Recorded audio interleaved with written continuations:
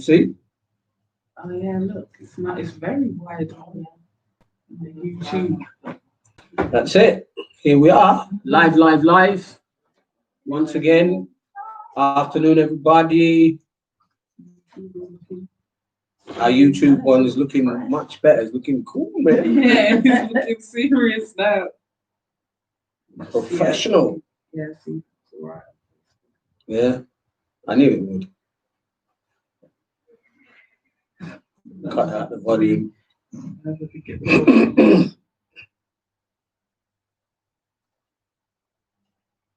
Oh yes, there we go. Right. So what are we going to talk about? What they don't talk about. And yes, again, like I said, I don't really do these lives to satisfy people. I do them to satisfy myself. We do share real information. We don't tell any lies, and we do always tell people anything we say, which you think is not so. Please go and look and, come and inform us where you think we were wrong. Or otherwise, you go ahead and look and calculate the information for yourself. And I think you'll find that we tell no lies. So, first thing that I want to say right up front is that I'm tired of this Black History Month business, the way that it's done, because Black History Month is given to us, and I say given to us because that's how it is. Yeah. It's given to you like, hey, listen, you better concentrate in that month on saying something about your Black history within that month, and then after that, keep quiet, right? And within that month, make sure you only say things that we think are relevant. Mm-hmm. So, that's the way it's been given. And then they do this farcical thing of, showing things in school and so forth. And obviously, as we know, the main ingredient of the school was always the slave trade, the transatlantic slave trade and things like that. That was the main thing. Yeah. And obviously, we know there's more to it than just that. But now the other issue about this thing is that the Americans behave like their history is more important than everybody else. Yeah. And some of us have fell into that same trap. So we end up talking all about the American history and the things that are pertaining to America and the Black Americans. And well, I'm not a Black American, So I've got two places that I can talk about quite productively, and that's Britain and the Caribbean. So some of what I'm going to talk about is going to be about Britain and the Caribbean, because that's us. But now I'm going to talk probably about some of the negative things, the things that people don't want to talk about, the things that people want to sweep underneath the carpet, because they think, well, this is not our history. We are like this because of racism of the white man and all those type of things. That's partly true, but we're also like this because of how we are towards each other and other things. So I'm going to talk about that, and these guys will chip in, where they want to. So the first thing that I want to talk about for the UK is children in care. So let me give you some of my statistics.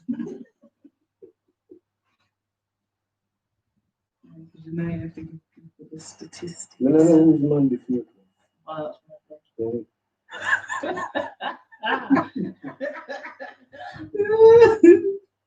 That's a little comments. I want that. So statistics then. Nearly 90%. Weird. Wrong statistic. Lie. Black children. We'll come back to that one.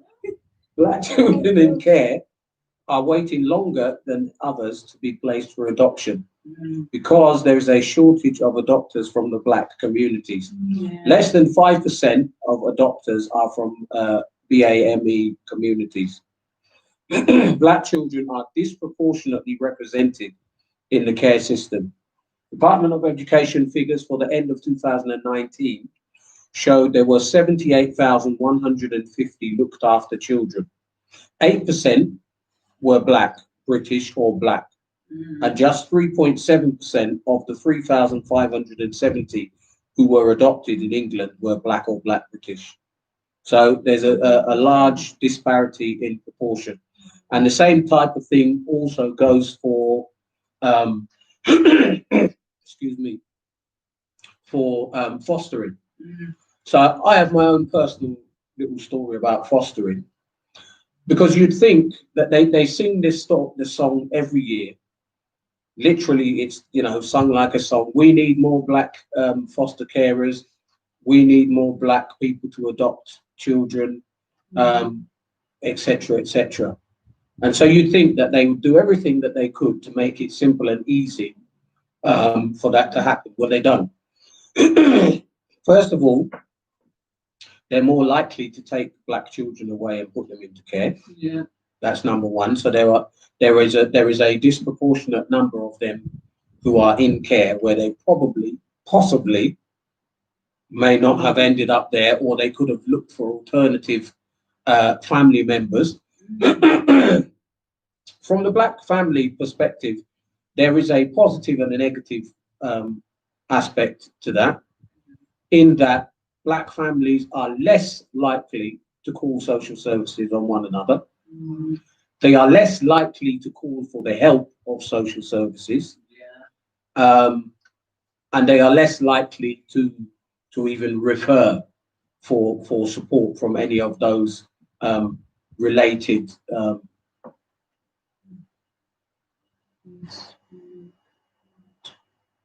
organizations. They're just not gonna do that. So the issue then, yeah, I know, Kim, but I don't know what that was. The issue then is that we have a sort of a catch-22, because black families, somebody that's tagged. Black families tend not to want to use the system. So even when they are struggling, because that's, you know, we're going to come on to that in a bit more detail. Hello, Daniel. Hi, Daniel. We're going to come on to that bit in a bit more detail. But it is a fact that black families generally don't ask for help within the system. They may ask for help sometimes within the family structure if they've got capable people within the family structure. But when it comes to the system, they don't ask for help or for support, at least not until things have gotten to a stage where it's uncontrollable. So what then happens as a result of that, it then looks like, well, they're taking more black children into care. They're taking more black children through the system because they're picking them up at a later stage. They're picking them up at a stage where things have gone bad, you know, or as, you know, as my mum would put it, when they've gone from bad to worse. You know, so they're picking them up when it's gone from bad to worse. So, you know, when they could have maybe asked for whatever kind of level of support. Now, here's where I think that the issue is, and this is why I say, you know, these are the things that we don't talk about for our black history, because it is historical. These are things which have been going on for years. I'm almost 52, and I can remember as a child, my father being called by the parents of, I won't even name the names because some of these guys are still around, right? But one particular guy, he couldn't get on at school, and he had a propensity for knocking out the teachers. And trust me, if he was listening, he would know exactly who he is. And the family couldn't cope with that, and they wanted some support. My dad had child welfare training, but he wasn't working in the field. He wasn't working for the system. So he had some kind of you know, prior knowledge of that type of system, but he wasn't working for the government. He was just worked, did things, helped out people in the community. So I can remember him being called to negotiate through things with the school and with the young man in question, and work with the family. And and sometimes I went with him. I just sat somewhere drinking juice in the kitchen or whatever, not really involved because I just went everywhere with my dad anyway. So I was just there somewhere. But I can remember the scenarios. I don't know exactly what they talked about or what was done, but I know that he used to do that. He used to support many families, some whose teenage sons had been, arrested by police and things like that. He would go as an appropriate adult on the behalf of the families and things like that. Now, I feel that some of that kind of community type of spirit, there were other men that did the same kind of things as well. We've lost some of that. And people, I think many people today, young families today, they act as if, oh, I don't need that. Yeah. So whereas, from maybe my father's generation, the people were closer with things like that. So historically, they would support one another right through. Families would support one another with all those type of things. But now we've got to a point where people are like, well, I don't know, I'm not asking anybody, I'm not getting anybody involved in my family business. And then all sorts of things come out of that. And then I can't see what that is. Advocacy is so important and needed right now. What's that? Oh, advocacy, yeah, absolutely. and I think it's a two-way street, because it seems sad in a way to say, but we used to have so much more of it. There used to be a much more of a closeness with the black communities than what we have now, that people would speak on behalf of. And it wouldn't be like, oh, what do they think? That means that I'm dumb or I don't know how to represent my family, or it was none of that. It was a case of that, we were all like family, so someone would support another family, their son had gotten into trouble or their daughter, and then, you would go and speak on their behalf or speak with them together, or support them through the process and say, look, don't do this, don't do that, do this instead. Or, they'd say, well, look, before it gets that bad, okay, we'll take so and so for a couple of weeks. Now, everybody's so private, and you'll be encroaching on somebody's territory and all these sort of things. And there was a lot of informal caregiving that used to happen, back in the day. And I say that because I call that history now, because we've lost it. You know what I mean? I don't feel that we have that anymore. And I think that that's what made some of us who are rounded to a certain degree in the way that we are, that's what helped us. So much more accountability amongst the community back then. Yes, absolutely.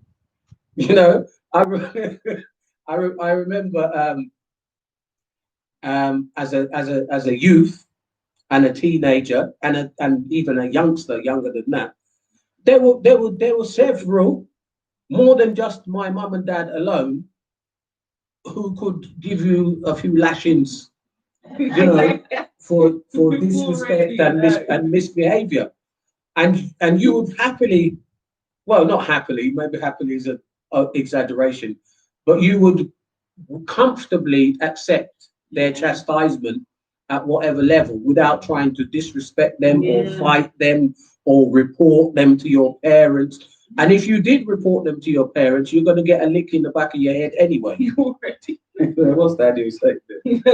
Right. Love. Yeah, because you say, I'm telling my mum. You can't tell your mum then. Or you'll be getting more. Or they would tell you, don't worry, I would already have been to see your mum before you get there. You see? And now that actually has become history.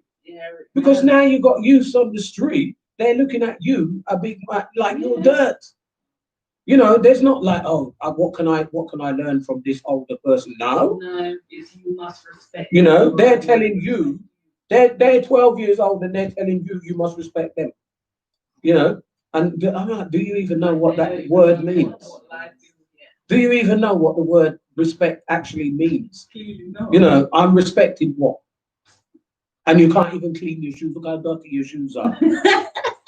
And you're telling me to respect you. And Okay, I know I'm making a joke of it in that sense, but for real, that's part of our history, and I feel like we lost that, and if we don't keep talking about it, it will be lost forever because it's part of the history that we must bring back. I've just seen one of my nephews has just come on, Israel.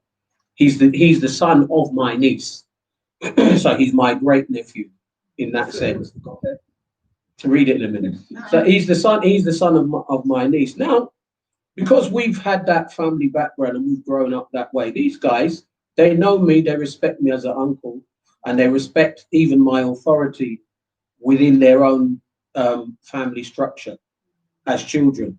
Now, I know that in many, many places now, black families as well as white, that doesn't exist anymore. Yeah.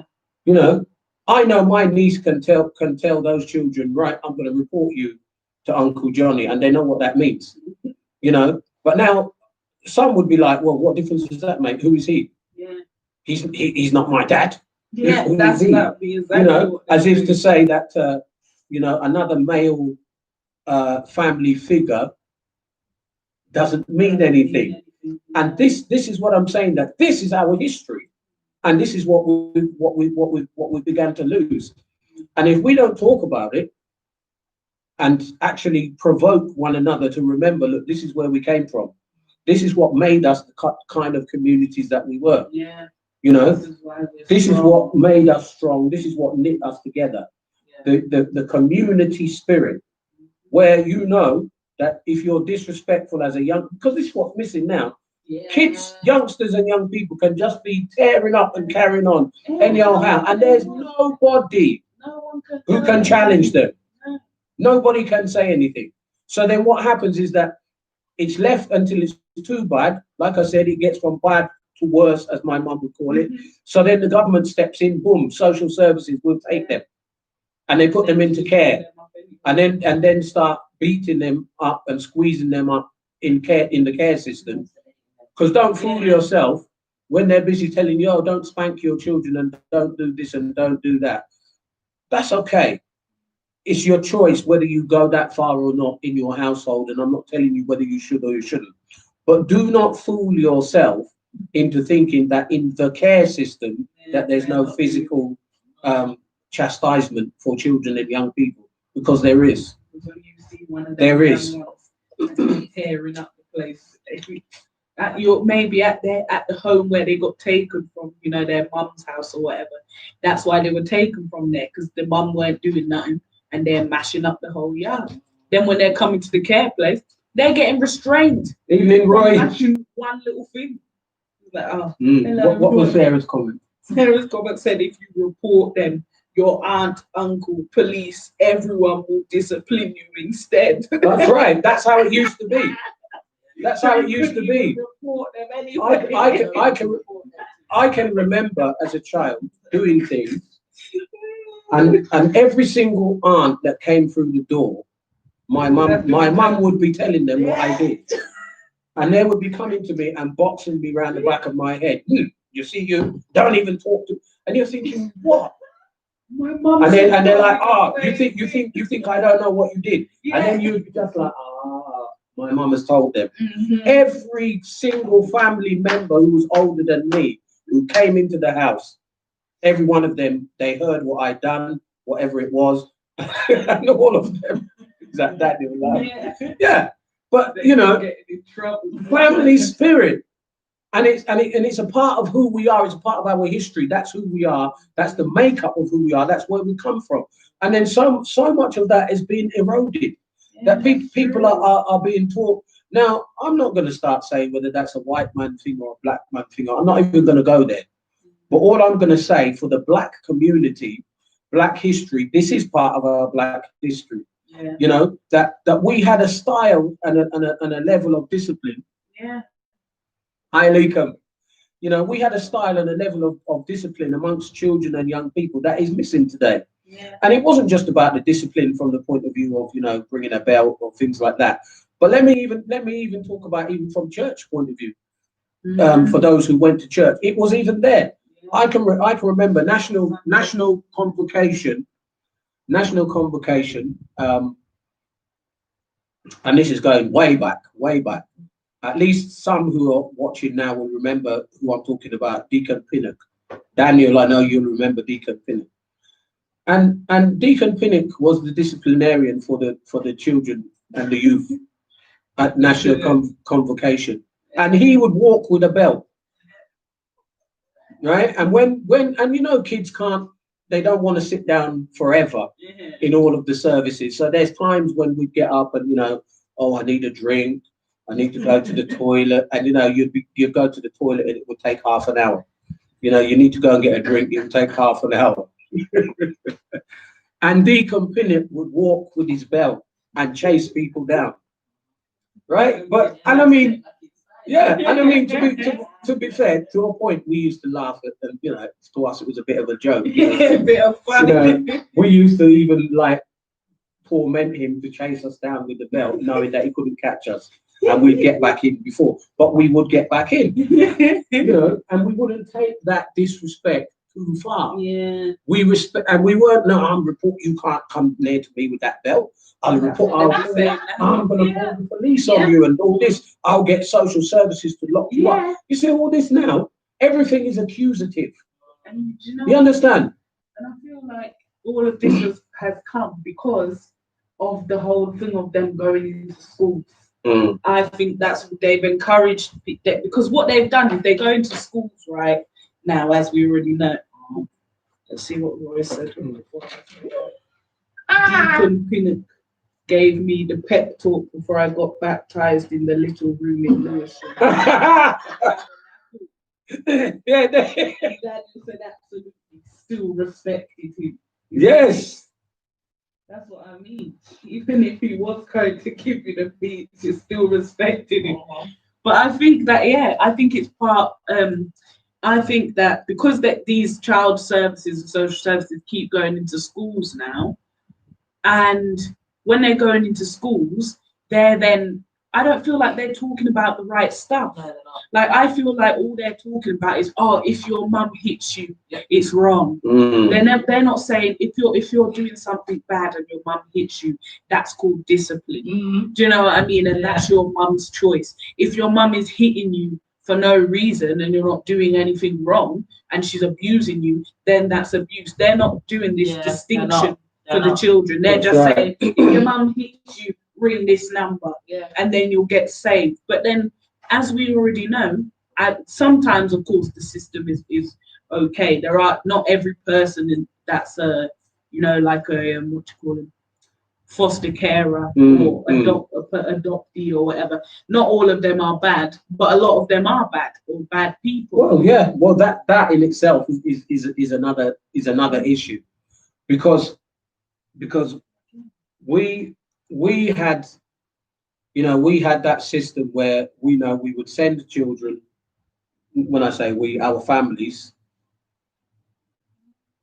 Yeah, their brush is too broad, Roy. You're right, and that is part of the problem, because I don't know, but let other people who are listening, you tell me what you think, how you see it. I know back in the day, and when I'm saying back in the day, I'm talking like when I was a kid and a youth, and like watching my dad and other people around, and where I grew up,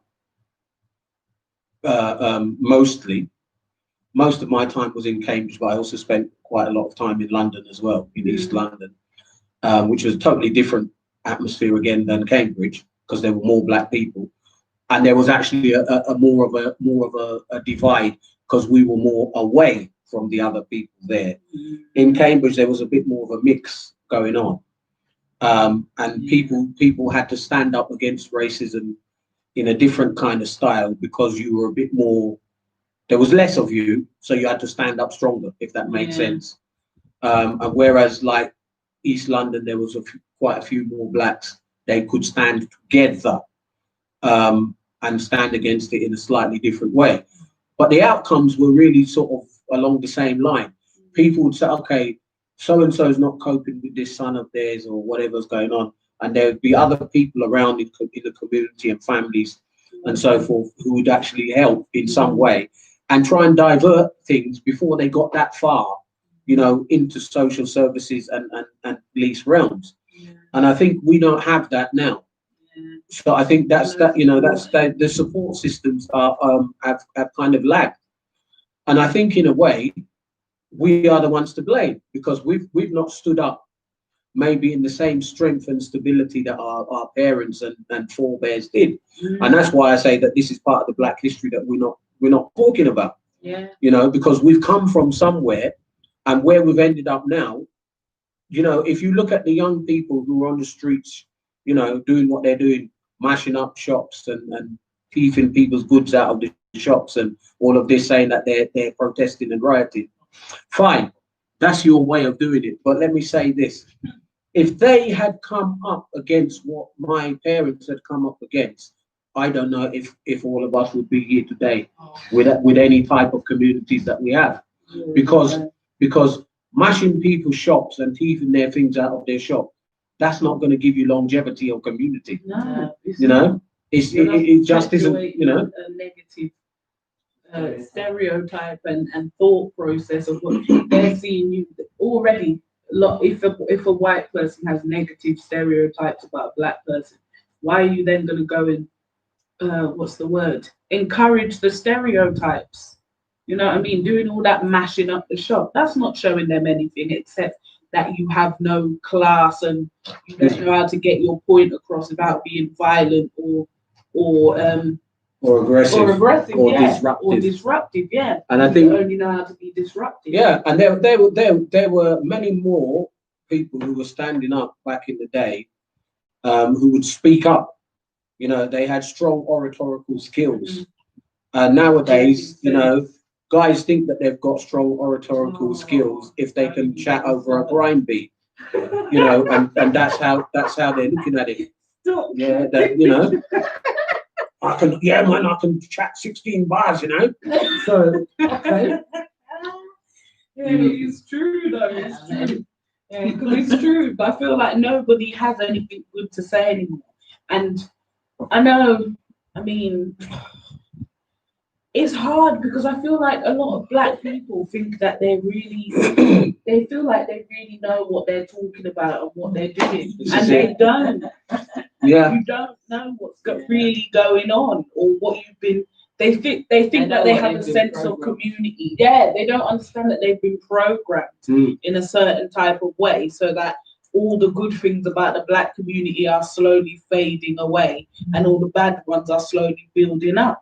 Because that's just the type of things are being set up to fail. Yeah, nowadays. Yes. And like I said, I do my lives and I come and I say my bit. Whoever listens and watches, praise the Lord. Yeah. If you like it, you like it. If you don't, that's okay. But I know I'm putting something across that will make you think twice, and that's all we can ever do. Because one of the things I looked at an article just recently, and I looked and I said, see, they're being set up to fail. There was a group in London who were running a knife awareness course. And now, okay, I could say, well, I can talk about the knife awareness, the self-defense and all personal safety things because that's my specialism. So I know how it should be run and what should have been in place. But now what happened, and this I call it a schoolboy error, basically. If you know that you're going into the ends and you want to run such type of course, you know the type of people that you're going for. It is exactly the type of people who do carry those weapons. Those are the ones that you want to speak to. So you're going into the ends to speak to the people who are the weapon carriers. And stupid you run the course and you don't search anybody. Right? You run the course and you don't search anybody. So lo and behold, they ran the course. They didn't search anybody. First of all, in my opinion, they should have told them straight off, this is the compact and this is what you signed to. And we will search everybody every day when they come into the course. Because we also know that certain men are coming here and they're going to have beef with the next, and they're going to come here on purpose. Don't try to think that we don't know. Yeah. And this is what I'm saying, that in this day, people should be streetwise and don't pretend, right? Because you know some of those men from the ends, they'll come there on purpose. Yeah, I'll join that group because they know they got beef with so and so. So they will come on purpose and they'll come tooled up, right? Or they will have stashed it somewhere nearby. And you're not searching and you've got no vigilance going on the outside, on the ground. So now this white boy came there, right, with a big old Rambo knife and stabbed a boy to death, a black boy. Stabbed him to death. You understand me? Stabbed him several times in the chest. And then walked out of the place calmly and hid the knife. And the boy died. And now, you know, they can, oh, well, you know, was it, and imagine that was a knife awareness course and it was this and it was that. But the real reason behind that is it's a schoolboy error on the part of the people running it. Yeah. And this is why I'm talking about it, because we've got people who jump up and say, I'm speaking on the behalf of the black community, and they're talking pure fart. Yeah. Right? And what they plan and put together is pure rubbish. Yeah. And they're the Right? ones that get the plan. And they're the ones who are getting it. They're the ones who are putting themselves forward, saying, listen, you know, and then they plan these things and it's nonsense. They plan that and let some boy lose his life. Yeah. And that's supposed to be a knife awareness training. What kind of rubbish is that? How absent-minded can you be? Or even should I put it, how naive can you be that you'll be doing a knife awareness course and you're not searching people to see what they've got? That's what I'm saying. I don't even purchase that to make sure. Yeah. When you're going for your funding, you put that down as part of funding. This is what I'm saying. Then you need a metal detector, and you know what I mean, and you're going to search them. Yeah. And by the way, for those who didn't know, you do not have to be security staff to search people. No, you don't. You just have to be search trained, which is quite easy to do. Come and see me if you want the training. Yeah. And I will charge you a little small price, and we'll get you through that. You see, simple. Some of them search people who clearly must have got the training searching. They're not even. Yeah, go on. I'm not even joking. They're not even looking in your bag. They're just. Yeah, straight on, and that must have been what was happening there. But they didn't do any. They didn't do any searching whatsoever. So that you know, it's a very sad situation. That family, you know, they're asking questions now afterwards. You know, imagine this was something that was supposed to be positive for the community, and out of it came. You know, and we know the devil is always at work. We don't deny that one bit. You know. And just reading the comment, yes, Roy, you're right. Some of the grime artists, they have got skills, but this also is part and parcel of the whole thing. You know, I watched and Roy, I don't know if you've seen it, but I'm sure you probably would like it. I watched the documentary about Bunny Lee Striker, reggae producer in Jamaica. It's called I Am the Gaga on YouTube, and trust me, it was good, man. It was really good, informative. So there was a singer on there who said that when he met Bunny Lee as a producer, he was just a youth, and he said he was shooting up everywhere. He said he didn't care. He just did not care. He was shooting up everywhere. You know, he said, but Bunny Lee saw some talent in him and told him, look, I'm going to steer you in a different direction. You know, he said, I'm going to steer you in a different direction. And that guy turned out to be, you know, a pretty good reggae singer. I'm not going to say who. If you want to know, go and watch the documentary. Then you'll know. But, you know, that guy said that had it not been that there was somebody, an older man, you know, to mentor him and steer him in a certain direction, he said, probably I wouldn't be sitting here now even talking to you. You know, I'd have gone in my grave long time ago. And in the documentary, they showed another young guy. They filmed him coming into the studio. They were recording in the studio, and this guy came in. Well, if you know, you know. He came in with a chiller. Whoever knows what that is, you know. I don't want to explain. So he came in blazing. And they said after he came in blazing the chiller, he went out and he came back with a gun. right? Because he was just getting him, and he's a young guy, but they said it's like he was a bit, touched, as they put it. And he came back now with a gun. So enough of the man said, I think it's time for us to leave. And they just went. And lo and behold, not long after that, that young man lost his life. He was shot. You see, because he was obsessed with guns. Boom, boom, boom, boom, boom. I've got some things to discuss about gun crime later, if we get that far today. But, boom, boom, boom, boom. He lost his life because he couldn't be mentored. Yeah. And I'm saying this to say that, our Black history, if you look right along the line at all of it, where Black men have come out and they've come out from hardship and come out from poverty and lack and all the rest that goes with it, they've been mentored. Yeah. And we really seriously need to get back to having mentoring. That a young man must be able to listen to a big man, whatever you want to call it, because you cannot deny the fact that that's what's happening with gangs. That's exactly what's happening with gangs. The youngers are joining the gangs because the elders are telling them, come on, listen, you want, right? Because it depends on what age they are and what they're looking for. If they look at them and they see it's one of them long belly 11-year-olds, they just tell them, you want chicken and chips, isn't it? Yeah. Right? Don't worry, I can buy you the chicken and chips. You just do a little something for me. Yeah. Right? And then he's telling them, listen, and after this, I don't even have to buy you the chicken and chips, right? Because you're going to make money and you're going to buy chicken and chips for yourself, right? You buy whatever you like, chicken and chips plus kebab, whatever it is that you know how it goes. Exactly. And that's how they're running it. Exactly. And the next one will say, oh, you like this watch? Like the watch. And they're like, why, Batman, watch that, why? Saying, well, listen, you want to know how I got this watch? Yeah, man. This watch is worth $5 bills, What do you mean? What do you mean? Yeah. So, and they're mentoring them in, pardon the language, bullshit. Yeah, that's exactly right? it. They're mentoring them. They're showing them the runnings. Look, this is what I did. I got through it this way. This is how far I got. Yeah. You do this, you do that. But then now, other people who should be then standing up and coming forward as a positive role model, what are they saying? What are they doing?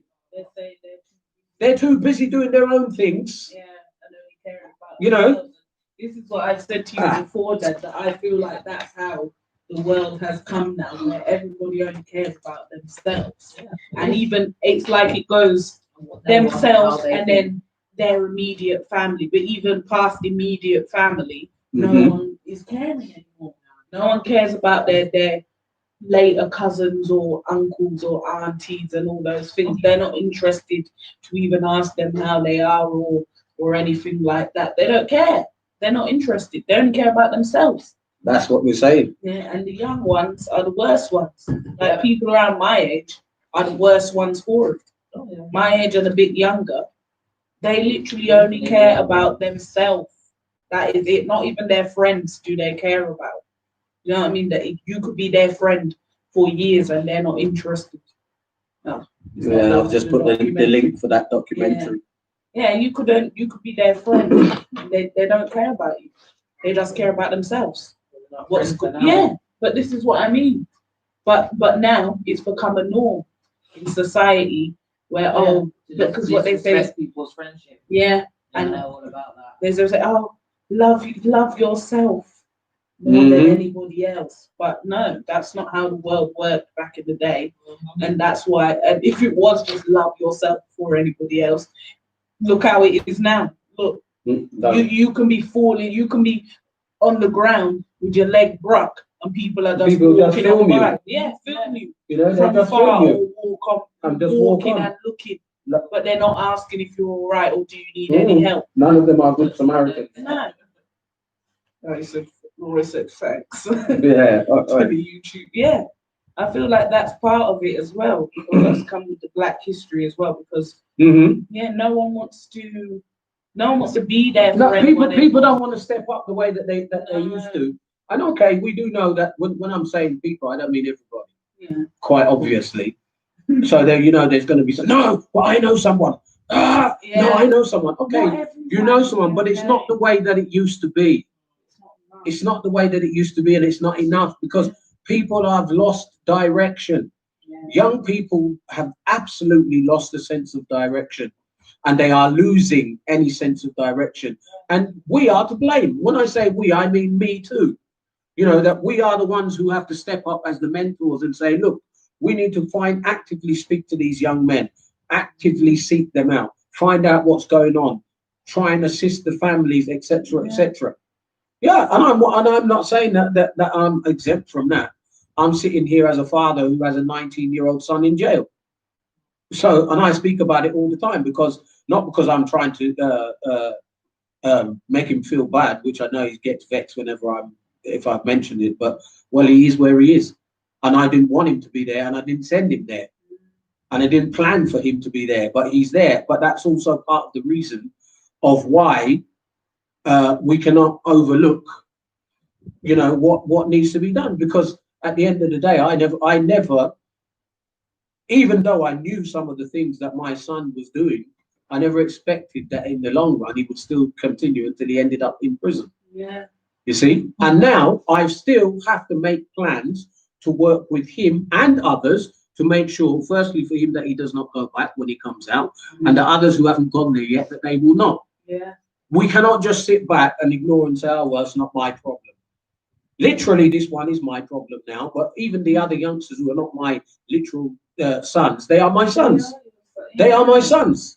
Because what happened to when everybody was, oh, we're all brothers and sisters. Now we're not brothers and sisters anymore. It's just everyone for themselves and everybody else shut off and oh, I'm too busy dealing with my own personal things to even care what's happening with someone else.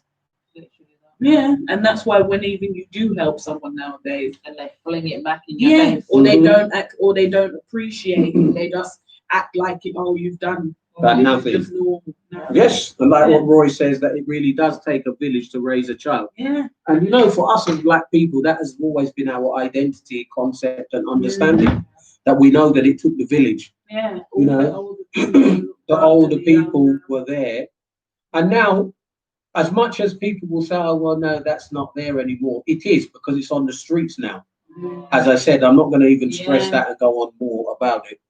You know, but it's there on the streets. The gangs are doing it. Yes, Ariel, right. And of course, that's what the New World Order wants to break. That's what all the masks and everything is about. Yeah. You see? So And you can't, you know, the other day I went to school with my daughter, Angelica, over a foolishness matter with that foolish school. And there was a Black lady walking towards us with a mask on. So I was trying to look at her eyes to see if she was smiling or not. Yeah. And then as she passed us, she said, oh, she said, don't think I'm not smiling. I am. I said, you know, she said, she was smiling, but obviously we couldn't tell because she's got a mask on, and she was trying to get us to know that she was smiling. Yeah. But now the mask has obscured all of that, you see. And another lady said exactly the same thing to me. She said, oh, I was looking at her and I smiled, and then I couldn't see anything from her face. And then she said, I am smiling, you just can't see because I'm wearing my mask. And I thought, And now you see, there are a number of people who will tell you that none of that matters. They'll tell you it doesn't matter if they're smiling or not. It doesn't matter if I smile at somebody during the day. I can just walk around and do my thing. I don't have to say hello to anybody. I can just go from A to B and just do what I'm doing and go about my business. But the world is bigger than just you. Exactly. Right? We are all and then if you live like that, when you actually do have a problem, I want to know who you calling. Because Ghostbusters don't actually really exist. But this is so who you calling? I don't need no one. I just care about myself. No, it can't work. Who are riding the bus every day, so they need the bus driver and the bus services. And they also go to work, so they need the place. But you know, no man is an island, no man stands alone. Anyway, that one, you know, that's enough on that for the minute. The next one, I think might be even worse. I want to talk about this thing which has been going on for a long time in many Black communities, and it's very much swept under the carpet. And this is child abuse, sexual abuse. Because you see the difference And this is a fact. And if you think anybody who thinks that I'm wrong, go check the facts. Me, I know this from reality, and I also know from statistics. Black people, they keep quiet. Yeah. About the abuse and things. They keep quiet. So it's happening. Maybe even the girl child, and it's not always just girls anyway, obviously. But maybe the girl child will even come and say something. No, no, Yeah. Got it wrong. no, you're wrong. No, That's probably the worst thing that you can say to you anyone know. that's telling you something like that. Mm. There's no possible way you get in that wrong. No, they tell him no, you're wrong, or they tell him or to use a Jamaican terminology, which I'll have to translate if you don't get it. But no, you see, you're too born prime. You know that one? Can you translate it, Angelica? I don't know. I told you I already know the word. I don't I know know what it means, but I don't know how to translate. Yeah. That basically, I would say what they're saying when they tell a child that is that now, in other words, you don't you think you're big. Mm. You know, you think you're an adult, so you're smelling yourself, right? It's you. Yeah. You're the one. And I know of cases where girls have been sexually abused by family members. They've gone to maybe a female family member and reported it, and she's turned around and blamed it on the girl. Blamed it on the girl, said, no, no, no, no, it's your fault. You were walking around like this, and you know, you were doing this, and you were. And listen, as far as I'm concerned, that child, because you know, when it's a child, it's a child. That child could have been walking around stark naked. You Yeah. dirty nastiness man, you have no right to be looking at nothing at no time. Yeah. It doesn't make any difference what she was or wasn't doing. Her skirt, your skirt was too short. No, shut your mouth. You're nasty, Yeah. right? Simple as It doesn't that. matter how she was walking around. It doesn't make any difference, right? But the problem that we have is that our communities like to sweep this under the carpet and they Yeah. don't want to talk about it. Yeah. They want to act like, well, you know, not in my house, you know, no, no, no, no, no. That could No, the be girl is avoided. wrong. No, no, absolutely no, Yeah. no. And for being tough enough to actually stand up and say something about what's happening. And then for trusting that family member who did not help in that. Yeah, this is the thing. And it's true, this happens a lot. Right. And then if the child maybe then takes it further, then of course then they go into care or something, you know, if they then decide Mhm. and they want to report it further. Because the family structure is not supported. Yeah. You know, They don't go this into is where care or the problems are. And more problems happen from there. So, you know, and statistically, the statistics say that nearly 90% of those convicted, remember convicted, that doesn't mean that there are up that because conviction is only those who have been reported, who have gone through the system and have been found guilty. Yeah. And there's plenty who are never reported, who have never gone through the system, so they've never been found guilty. And there's enough black ones within that number. Yeah. A lot of black ones within that number. So don't because this has always been the myth Yeah. of black people. Oh, it's white people who are the ones who are the perverts and the pedophiles and the child abusers. No, no, and no, and no, and no. From my childhood growing up until today, I know of many cases of fathers and grandfathers who have raped their own children and grandchildren, and they have had children for them. So don't tell me, right? Don't tell me. And even when who's the father of that child? Until today, nobody knows. Yeah. It's not taught. Right? Nobody knows who's the father of that child until today. Swept underneath the carpet. No. What's Roy saying? As Chuck Fender would say, gash them. I'm a Christian, so I have to further my temper. Gash them, unlike them. Yes, we know. I know that tune.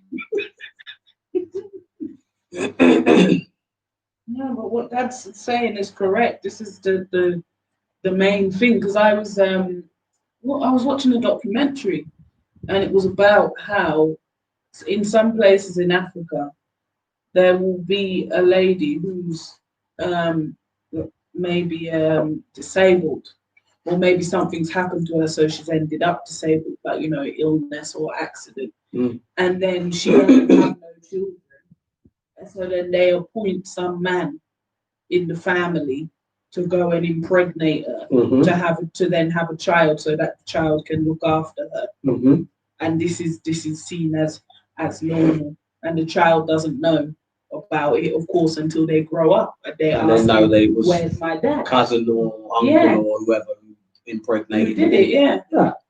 And that is for their economic viability, whatever you want to call it. It's still out of order because there are other ways of doing that which are much better, but it's abuse.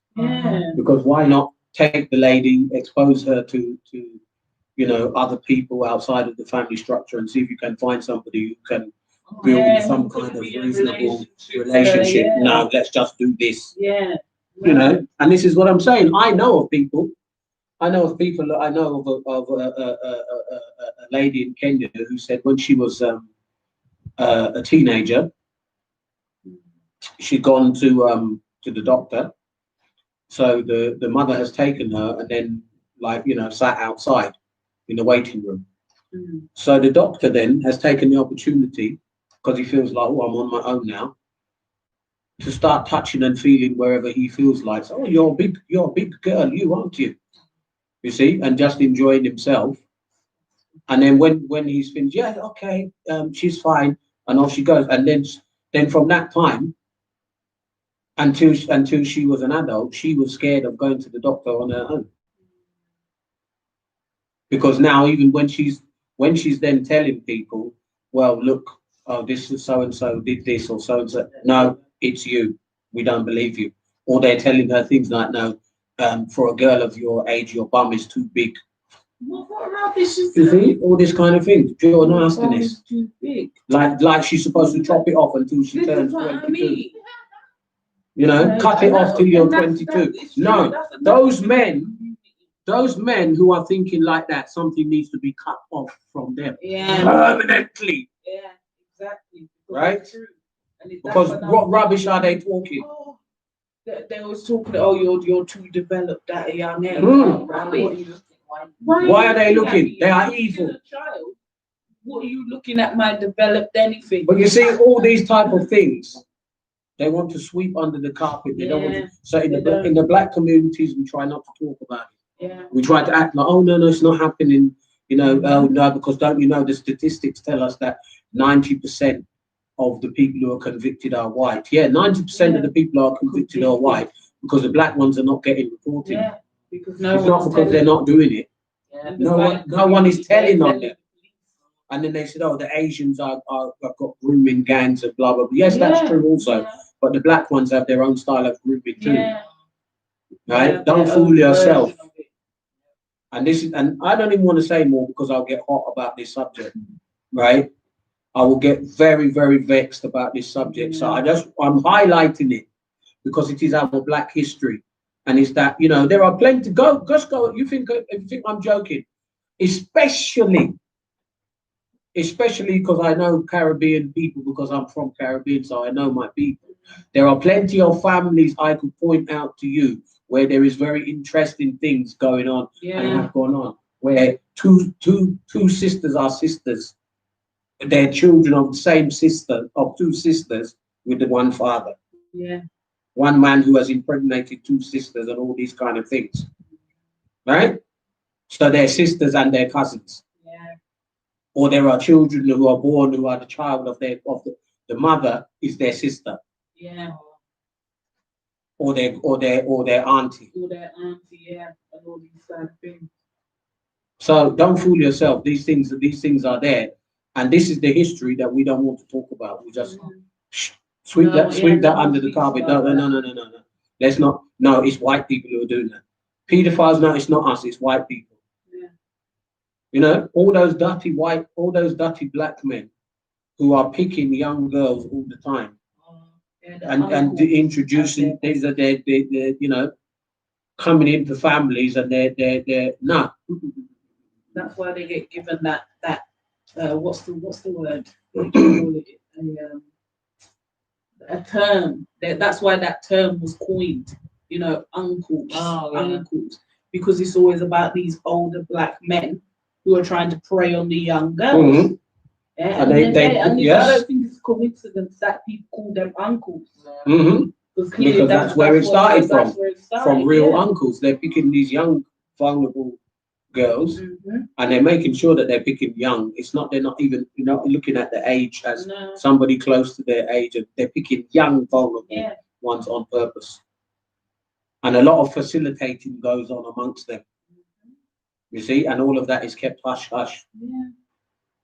Anyway, I'm not going to even go further with it. That's enough because we don't want to mash up the whole program. So, not that any of what I'm talking about gets really any better as we go through. I was thinking that. The next subject, which is a problem for Black people, not only Black people, but quite substantially amongst Black people. And again, the reason why I'm picking these type of subjects because this is the real Black history. Yeah. And it's the stuff that people are not talking about, and particularly Black Americans. This is alien to them. They'll be like, oh, what are you talking about? Because they just only think about themselves. And they feel like the world revolves around America, and it's Black history is American history, Black American history. Otherwise, any other Black history is irrelevant. The only other Black history that would be relevant is the transatlantic slave trade, bringing them out of Africa and bringing them to America.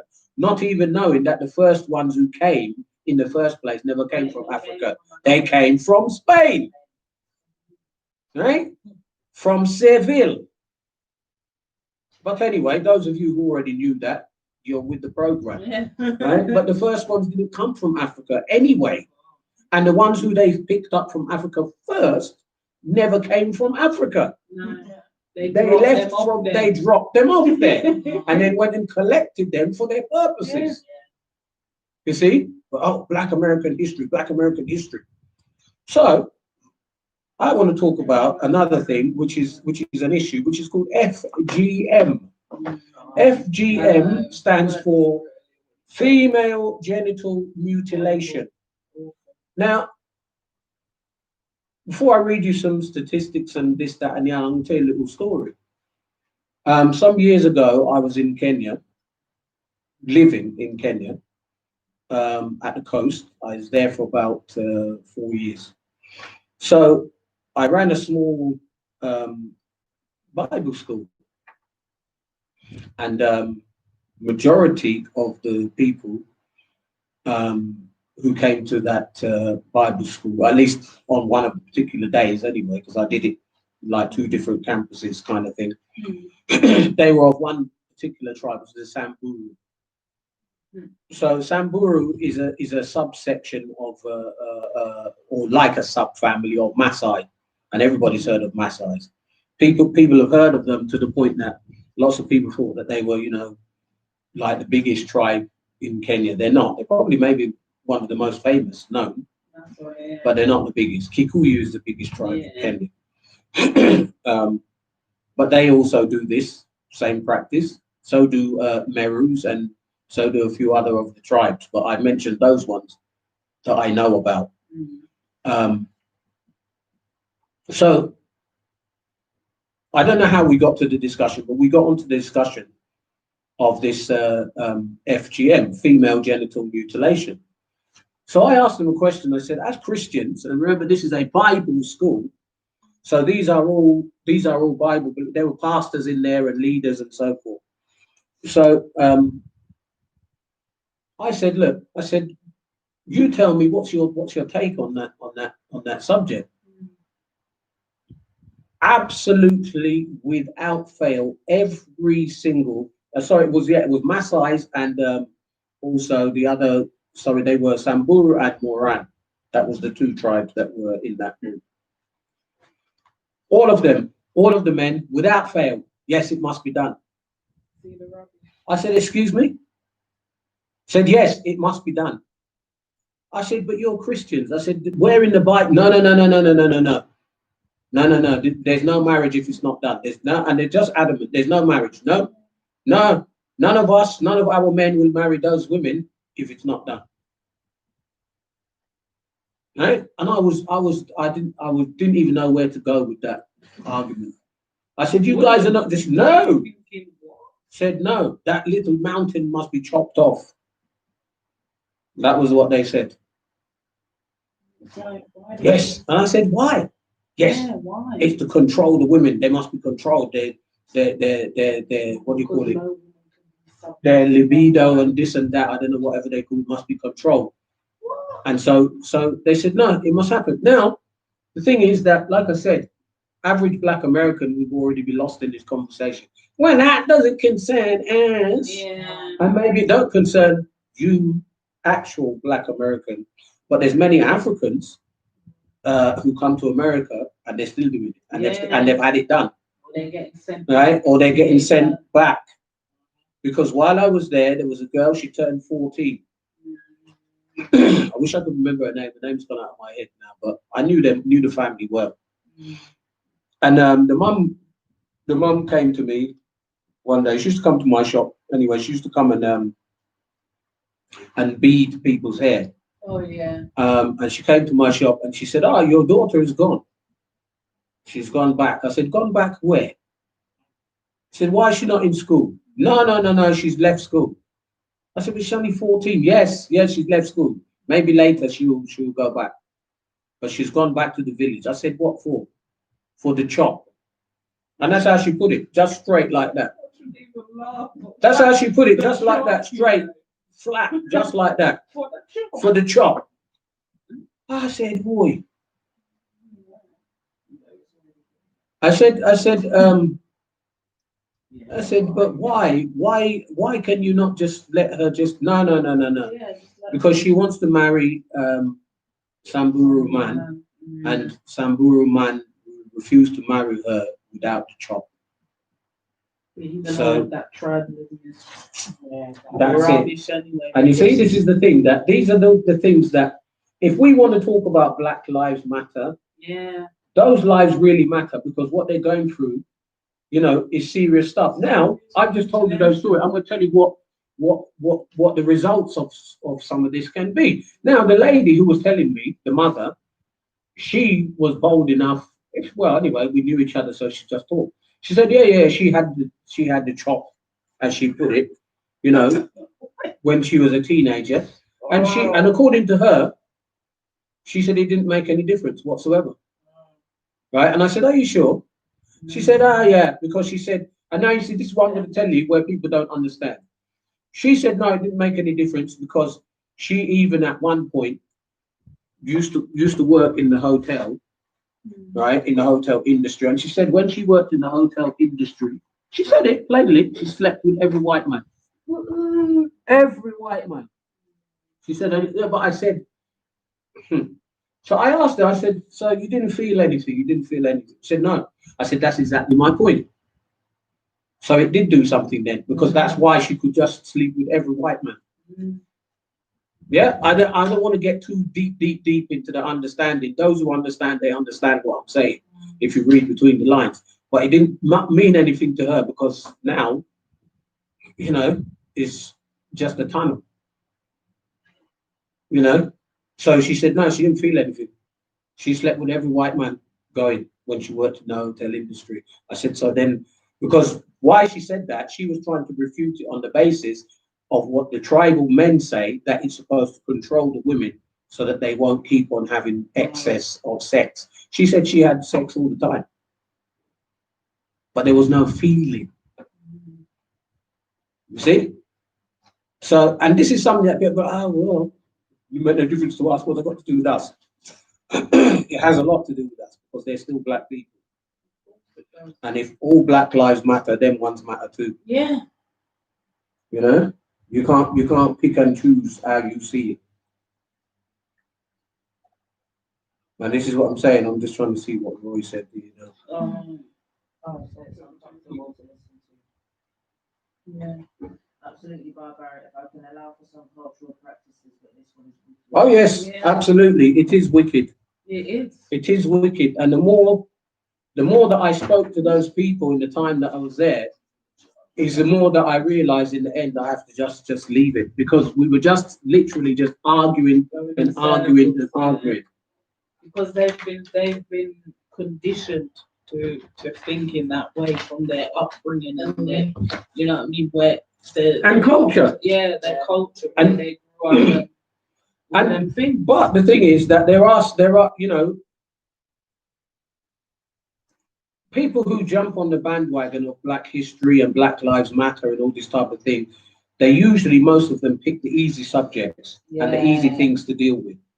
Because now, something like that, this female genital mutilation is a serious subject. I'm going to give you in a minute some statistical information about it, which is like will make you cringe. But now here's the thing that people know it's hard to talk about. It's hard to address, to argue against. It's actually illegal in Kenya. But even though it's illegal, they're still doing it. Yeah, because they try to raise a lot of awareness Mhm. here in England about it and stuff. Yeah, they talk. I know they talk about it even in school, Yeah, and, they do. Yeah. and you know, and it needs all of that awareness, and it needs more. Yeah. So, you know, because when I start telling you things that can happen as a result of it, you'll get the point. You know, and there are girls and women that struggle for the rest of their lives because of it. You know, and because of the so-called cultural dynamics behind, even the way how it's done. You know, I spoke to a man um, from the Meru tribe, which is the same tribe as my wife, by the way. And no, she never had any of that rubbish done to her. So no, she did not. But this guy from Meru tribe, he said, okay, they circumcise men as well, and we know that's a bit more understandable. But we know here, you go to hospital, you may have local anesthetic, they do their thing, boom, and you go, you heal up, and it's like that. Yeah. Uh-uh. He said when they become teenagers or just around, so at that's bad age even. Not even when They they're take babies. them. He said they go out into the woods, right? They go out into the woods, and when he told me, I was like looking at him like, "Eh?" He said they just go like this, Yeah. right? And they take a stone, Yeah. bam, And, and that's it. great. And I said And the hello. boy is And he said, yes. crying and- He said that's how they do it. They just pull, bam, with the Yeah. stone, right? And that part is gone. And I said, then what do they do with it? He said, oh, then they put it in something and they speak to it and then stick it inside a tree. See, I knew it. I've seen this is exactly what I've seen. I said, They yeah. stick it in a tree. They give it as some offering to some spirit. I said, They don't this even is- know what they're I doing. said, this is witchcraft, man. Yeah. They don't even Is it? know what they're doing. But now we're there, oh, Black Lives Matter, rare, this and that. And we don't know how many people are going through that. Yeah. Because it's yes, if you don't go through that, you're not a man. You're not a There's, man, you you're not a know, woman. okay, I can talk about Kenya because I've been there and I'm also married to a Kenyan. Tribally there till now, there's some tribes that don't do it.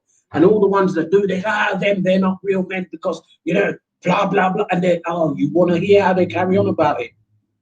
You see, it is a serious, serious thing until they bring it even into government for argument and discussion. This one shouldn't be a leader because he's they're not not circumcised.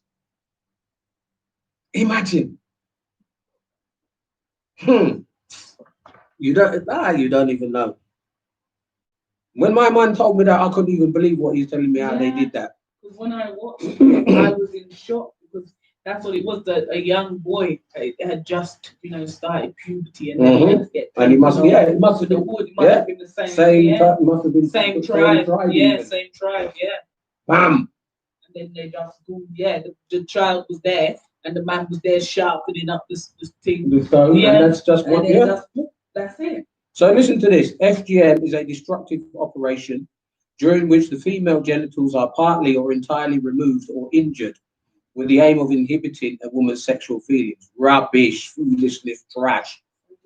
Most often the mutilation is performed before puberty, often on girls between the age of 4 and 8.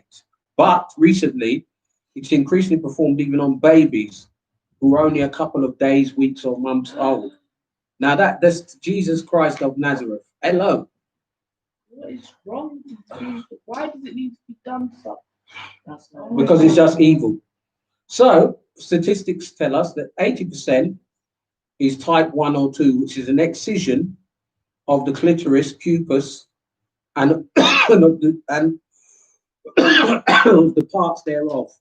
Excision of the clitoris and the inner lips or parts thereof. That's 80%.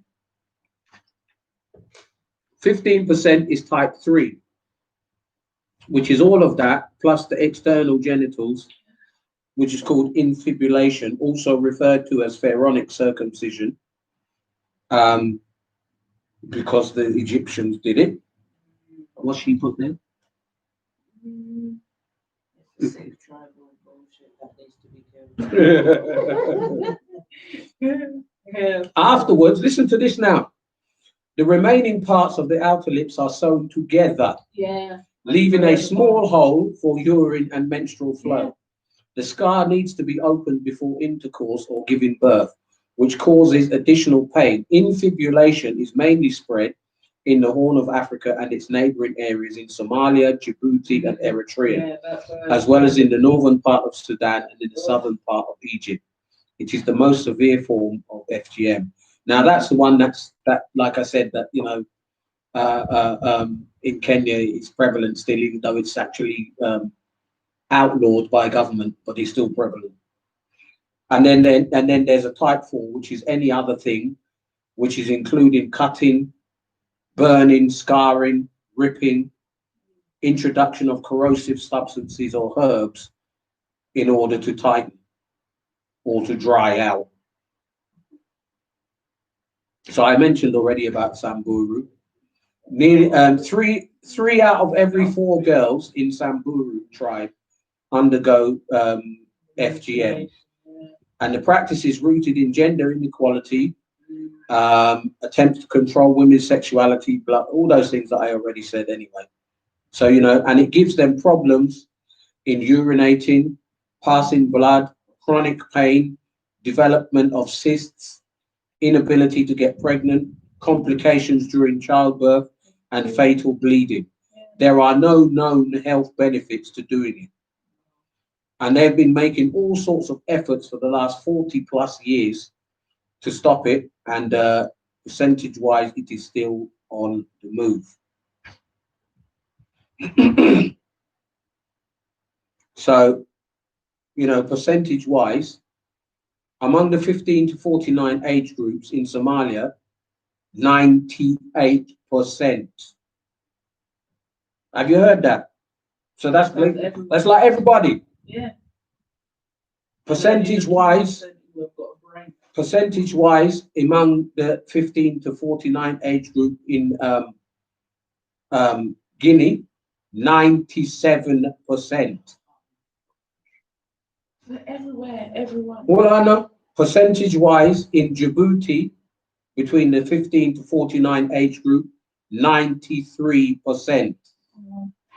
Percentage wise in Egypt, what according to them, they want to think is not Africa. Yeah. All right, 91%. Percentage wise among the 15 to 49 age group in Sierra Leone, 90%. You see? So wherever you look, the percentages are high. There is also a high concentration in Indonesia. Oh, yeah. Right?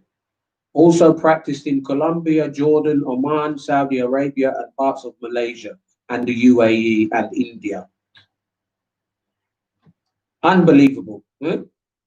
And people pretend that they know it's happening, but they pretend that it's not happening anymore.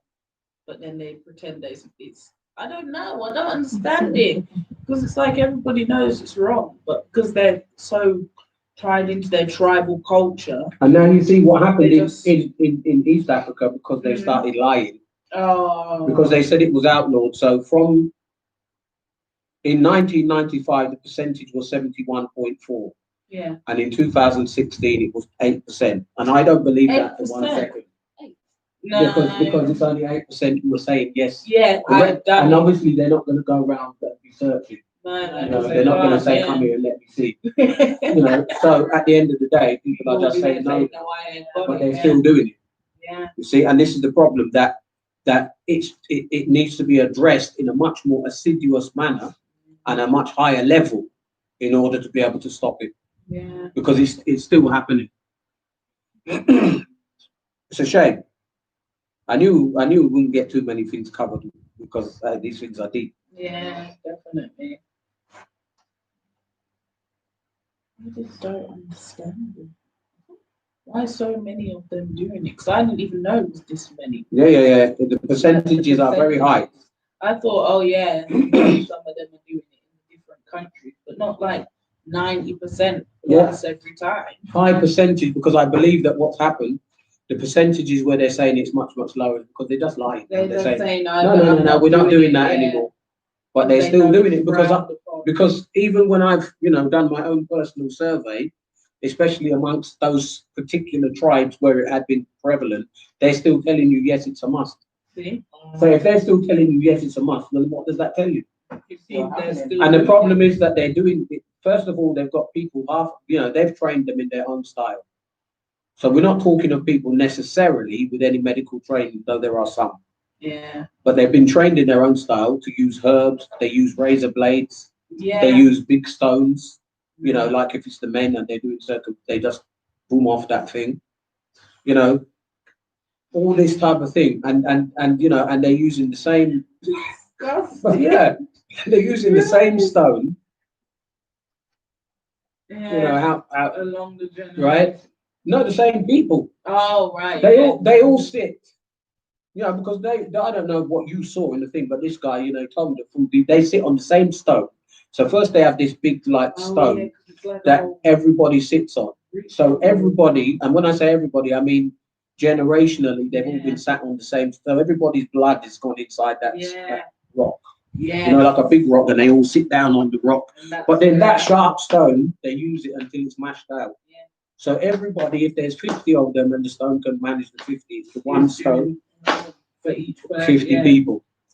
Yeah. You see? Because this is why I remember I knew it was like witchcraft because of the whole thing of and then take it and speaking to it and putting it in the tree. And it has to be wrapped in the thing nicely. And then as well, also the women are not allowed to be around or near when the ceremony is carrying on. No. They must be far away. Mm-hmm. Yeah, they're not allowed to hear nothing, see anything, nothing. They don't even know which tree it is or where it is, the women. No. Because that's how uninvolved they have them in that Yeah, it's very serious. They just can't wait for their children, the young boys or whatever, to come home. back. Yeah. I just say, okay, this is what happened. This is it now. Yeah.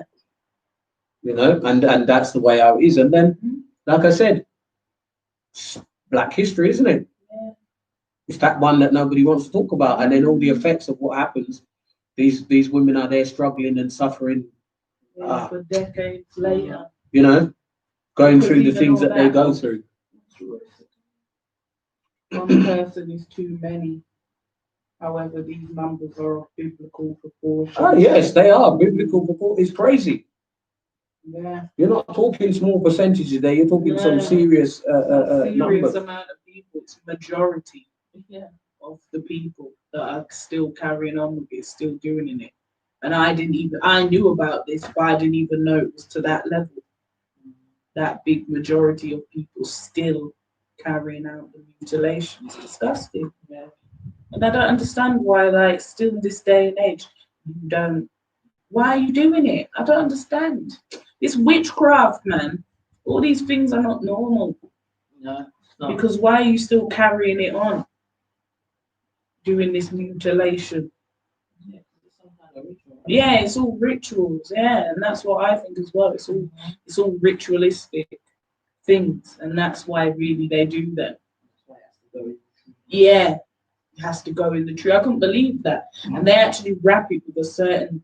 It has to be the certain thing. You can't just wrap it just in a piece of dry leaf on the floor. straw. No, it has to be special leaf. But this with is it. Stuff on it, and then Hmm. place in it. Because when I watched it, I was like, Wow. yeah, in Mm. shock. Yeah.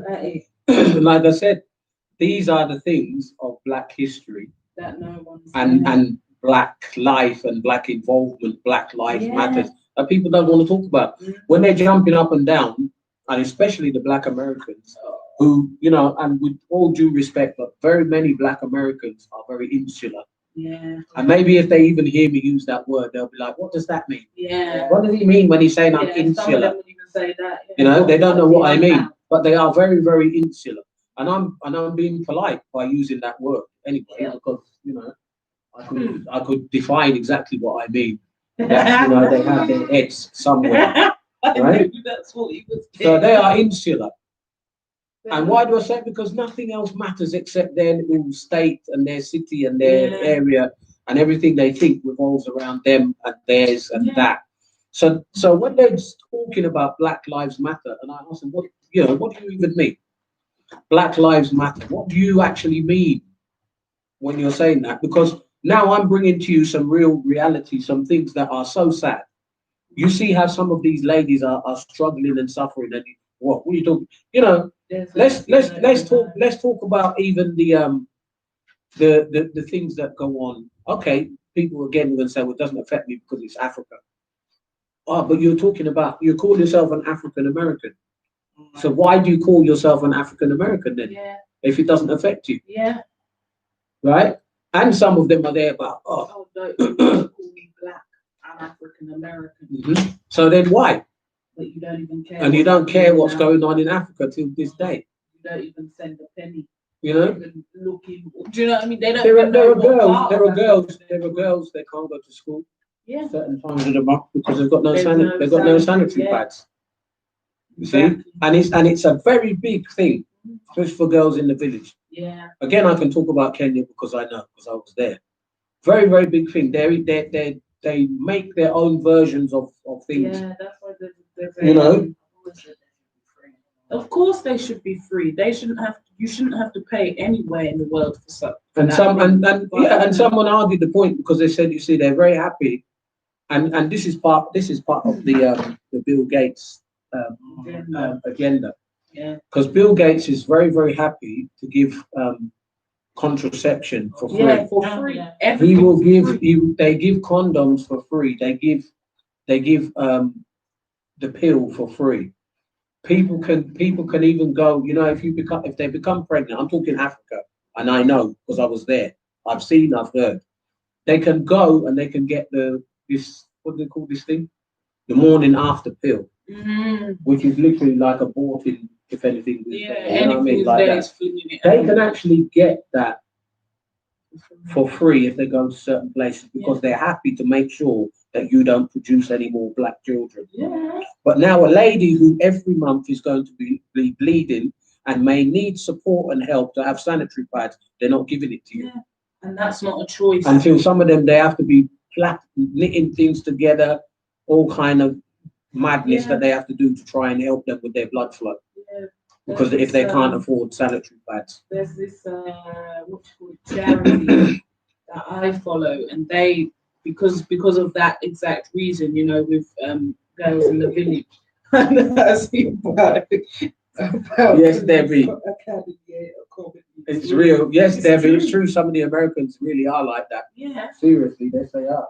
But yeah, I saw a charity. There's a charity that I follow, and they take their time to make people send them like resources, either sanitary towels or cotton and things like, you know, like t-shirts or socks and stuff like that they can then make into sanitary pads for the young girls.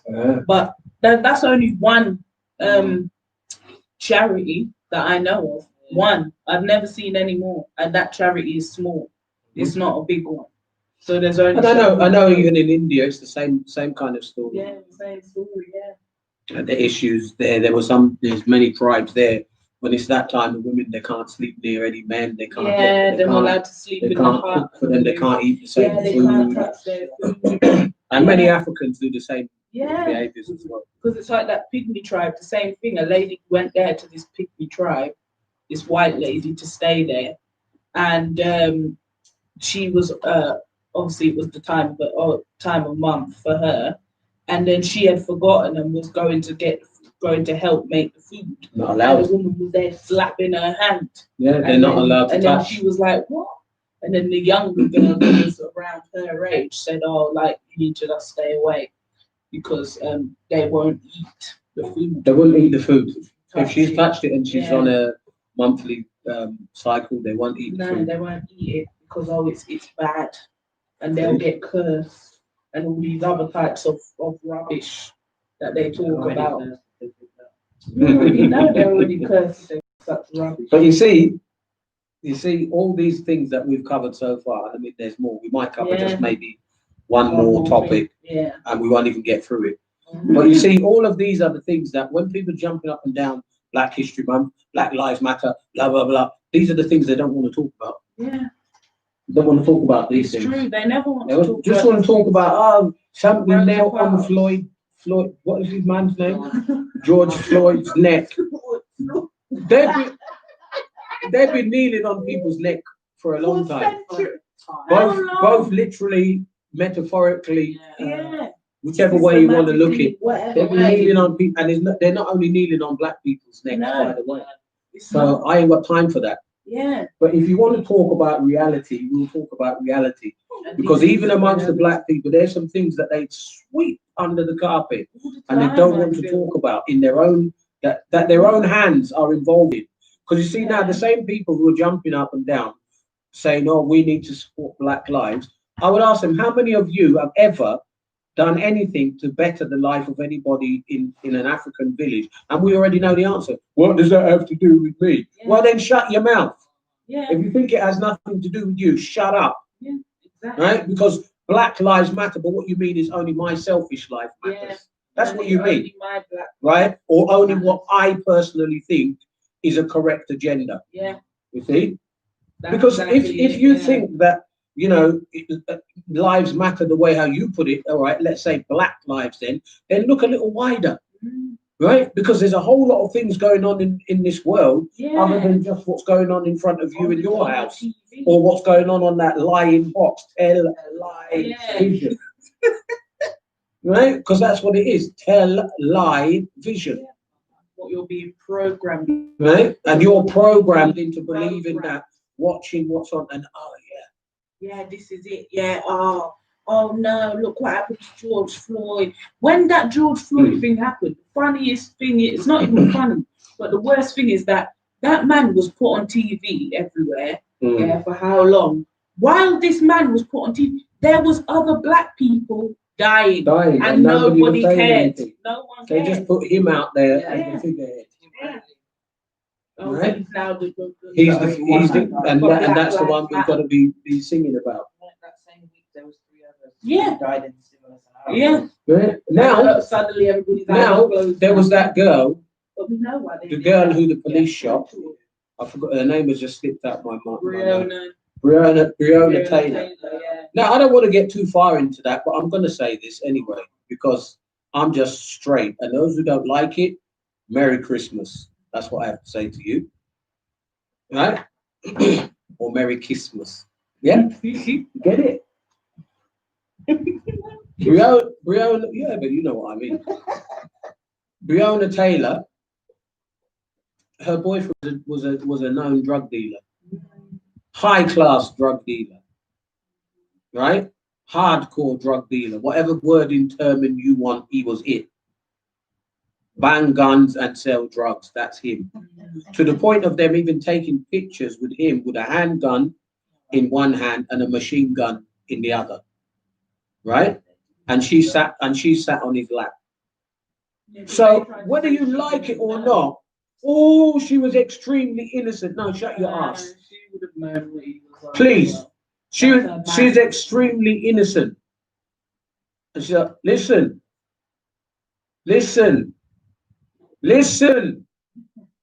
I don't care who you are.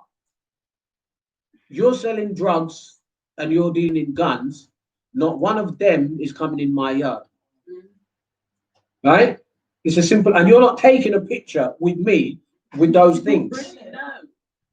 It's not happening. Unless you're all right with it. Right? Yeah. So unless I'm okay with it and I'm complicit, Yeah. how can you take a picture with me with those things? Yeah. Right? Explain.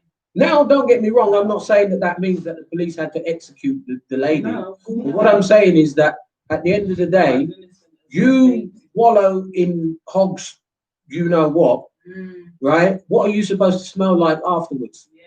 You ain't gonna come out of that smelling like roses, are you? And this is the thing. But now, automatic, now black. It's a black thing. It's a black issue. No, it's a crime thing, right? It's a crime thing, not a black thing. Okay, it's a crime thing. Black Lives Matter agenda. Wake up. Wake up. That's all it is. They're using her to push their agenda once again because George Floyd one now went cold and it's So they have to start on another one. So now they're moving on to the next life. She was enjoying the proceeds of crime and that criminal lifestyle and all the rest that goes with it. And am I getting you? Sorry. That's all right. And don't try to pretend that that is not the case, because it is the case. She was enjoying all of that until the point where she's even taking pictures of herself. Now, oh, she was an innocent victim and the police are brutal and the police. Well, okay, if we didn't have them, then you'd see what brutality really was. Because you think those drug dealers are nice then, don't you? Hmm? Those black guys who were selling drugs here, there, and wherever, and I'm saying black guys because lots of them do. Yeah. We don't want to say that. Well, I said it. And maybe next week, I'll give you the statistical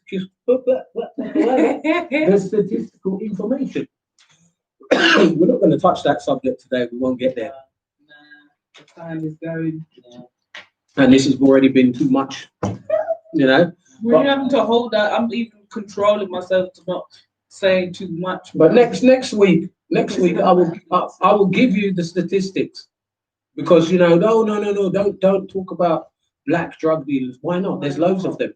Yeah, that's exactly it. There's lots of them. They're enjoying doing it. Yeah. Right? Let's not They pretend. will tell you that as well. This is the thing. And Right? depending on 'Cause, what you area know, you're from, You get can't. groomed into it. Those people who it's these Andy Pandy, Nancy Mancy people, right? Are the ones who are busy there chatting bullshit Pretending like that they know. nothing's Oh going on. no, we better not talk like that. Why not? Yeah. You don't talk like They're that. not I will. living the lifestyle Right? I'm And telling half of you. it is some of them is these tree hugging white people who think that they're Yes. advocating on behalf of a black man. Well, I'm black. Last time I looked, that's what the colour I was. And I am saying that there's too many black drug dealers on the streets. I'm saying it, and I'm a black man, Well, that's why right? So you come for me anytime you want, because I'm not scared, because it is the truth. You're too sharp. That's what Trevor said. Right? I'm not waiting for them to be jumping up and down and telling me what I should and shouldn't say. Yeah. Oh, we don't want to label black people. Well, I do. Yeah, 'cause I that's do. the I thing. want to label some black people for exactly who they are and what they are. I want to label them. Them free hugging people or politically correct, new world, new age order people. I am tired of them. I don't even want them to talk because they're Don't the ones talk that on my are talking behalf. on everybody's behalf. You're talking on my behalf, and then later on you go to talk to a tree. Yeah. Just go and talk to the Go and tree. talk to the tree. Go and do that. Listen, because at the end Stay of the day, on that. we don't want to label them. Well, I do, because we need to know. Because actually, even first of all, as a Christian, I believe what the Bible says, and I must make a separation between them and me. Yeah. So I must talk about it. Yeah. And even on a personal level, I must make a separation between them and me. So I want to label them. Yeah. See, we don't want to talk about. I do. I really do. Oh yes, we know that. We know. It's true. We know about the top of the tree. Glorified that lifestyle. What's that program called? Top Boy. That's Top it. Boy, yeah. Top Boy showed exactly that narrative where the top people who are providing the big lump of drugs was the white people. these Yeah. posh And the white black people people, are the and the runners. black people are doing what they need to do, running around, killing other rival. Of course, people and distributing drugs. both Roy and Trevor are saying the same thing. He said that the drug pushers may be black, but you know the big fish. But you see, Yeah. the point I'm trying to make, I'm not even trying to make. The point I am making emphatically is this: irrespective of who is at which level on the ladder, get off of the ladder, Yeah. because it's not a ladder that you're supposed to Not be on. another thing. And if we don't talk about it, we need to speak to our own people. Yeah. Me, I don't really, whoever is at top and they're into whatever, that's their business. All right. And if we want to go deeper, we're talking about, you know, Mexicans, Colombians, and they're black as well. Yeah, by the there's way. black people Even as some of well. them who don't think that they are, but they're black. And you know, there's a program that if guys have got Sky, I think it was on Sky, a Sky documentary called The Trade. If anybody has a chance, check it out, because that program looks at the whole trade from all angles. So they filmed right from the guy who owns the fields in Mexico, and he was a well, what would I call? He's like a mixed. He's like Tamar's color. You know what I mean? So they filmed right from him, the guy who owns the field, the poppy fields, and he owns the village where the fields are. He's in charge of the whole village. So he's the don at that level. He pays everybody, and everybody works for him. And he has an army of his own there. They filmed him. They filmed the drug mules. They filmed the distributors in the States. They filmed the little road pushers and the addicts and the families of the addicts. They filmed all and put the program together with all of them. Now, my thing for the UK side of it, the UK aspect, and I'm going to give some more information next time, is that we need to speak to our young people, and we need to talk about the reality. First, we need to talk, well, okay, because they're going to tell you, well, I'm getting what I'm getting out of it, and it's, you know, I'm doing all right, and all of this type of thing.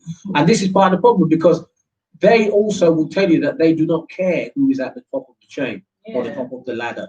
All they know is that they're making, you know, 500 a week, 1 grand a week, whatever it is, that they like it. Yeah. And it's easy money, you see? And so they're going to tell you, and this is the part that we need to break. We can't, speaking to the Asians at the top, or the white man, or the Colombian, or the Mexican, I don't care.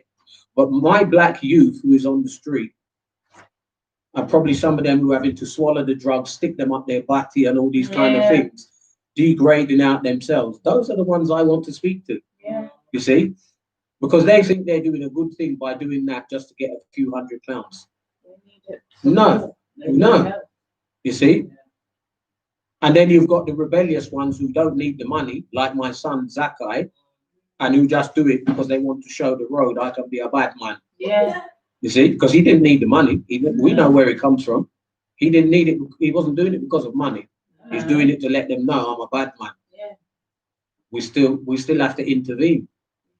You see? And so when we decide to not talk and just keep sweeping it under the carpet, you know, oh, well, anyway, we're not the ones at the top, so it's not our fault. Well, yeah, but you're the ones who are getting caught. You're the ones who are getting jailed. Yeah. You're the ones who are getting shot. You're the ones who are getting knifed. Chilling in their yard, You know? enjoying their big TV and big everything, and not caring, just getting the next person when you've gone to jail. Mm-hmm. They're just recruiting the next one. They're not even calling to see if you're all right. They're just, oh, what, he's gone to jail? Yeah, I need you to work. Yeah. They don't care. Different drugs for different groups. They target what blacks take to prison and send the others to rehabilitation, different treatment sentences and audiences.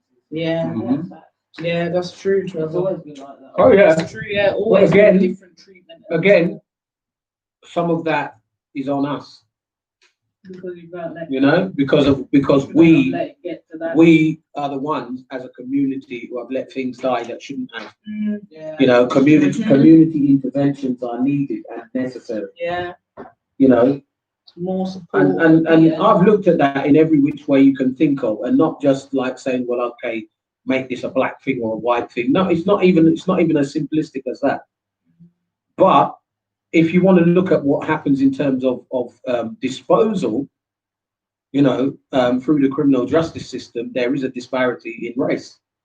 But some of that is not contrived by the system; it's contrived by the people who are involved in it. And like I said, I've got statistical information about that, which is a bit different than the average and usual statistics that we get. But that's going to be for next week now because we talked a lot, you know, and I knew we would, because these subjects that we've covered so far are the things that people want to sweep under the carpet. They don't want to address, or they want to slope their shoulder and blame somebody else. No, Trevor. I don't think Yeah. that's not what he meant. How can the unfairness of the criminal and judicial system be on us? That's Well, not what he means. It can be, but like I said, I'm going to go into it in more detail next week. Next week. But that's not exactly what I'm saying. That I'm not talking about the unfairness of the system being on us. I'm talking about getting into the system in the first place being on us. I worked in the system. I've worked with police. I've worked in the prison as a discipline officer, so I know what I'm talking about. I have not been a criminal in any way, shape, or form in my life. I have one poop on my record, and that little thing on my record has been a pain in my butt for the whole of God knows how long, and it is nothing. It is not even a conviction, right? And this is what I'm talking about. And that is to do with the fact that, well, oh yes, black man here, so let's look at what we've got on him. Yeah. And that's why I'm saying that that is on us. Because those of us who know it, even from the perspective that I do, where they've been like that with me, who has nothing, we are the ones who need to do all we can to divert, convert our young people away from that system. Yeah. Because when they get into the system, it's not going to help them. It's not going to treat them fairly. It's not going to do them any favors. You know? Make them more angry at the world. And that's what I'm talking about. And that part is on us. That part is on us because we've got to do more. Yeah. We've got to do more to speak to our young people. We've got to do more to teach them, etc. Trevor about bargain ticket.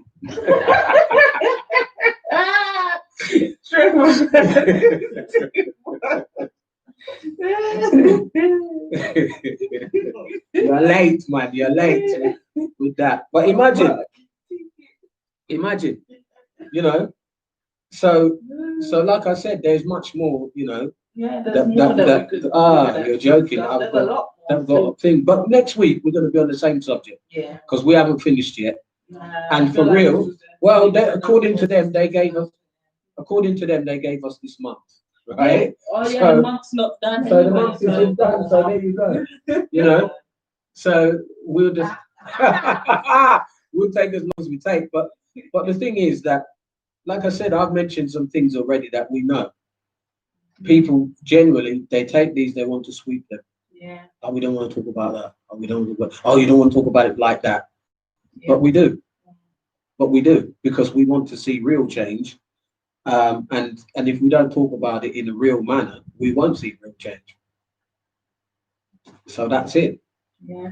I think we've talked enough because I'm very hot now. Yeah. Yeah. Next week, Yeah. we will talk about same thing, the black history that they don't want to talk about or that they choose not to. Yeah. And we've got modern slavery. We've already been doing that anyway. What?